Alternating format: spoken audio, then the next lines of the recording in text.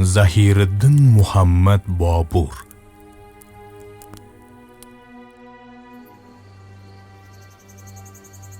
Bobur 1483-yil 14-fevralda Andijonda tug'ilgan.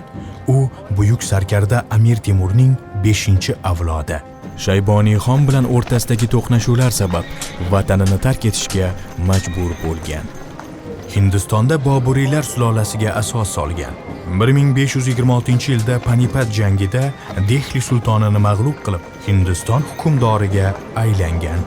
Muhammad Bobur turkiy, fors, arab va hind tillarini bilgan va shu tillarda ijod qilgan. Bobur Mubayyin, Xatti Boburiy, Harb ishi kabi asarlar yozgan. Uning mashhur Boburnoma asari 15-16-asrning siyosiy va ijtimoiy hayoti haqida aniq va batafsil ma'lumot beradi. Bobur Qobulda Bog'i Jahon Oro, O'rta Bog', Bog'u Vafo va Bog'u Bobur kabi oromgohlar bunyod etgan. Adib va buyuk sarkarda 1530-yil 26-dekabrda 47 yoshida Hindistonning Agra shahrida vafot etgan. Keyinchalik uning vasiyatiga ko'ra qabri Qobulga olib boriladi va o'sha yerda dafn etiladi.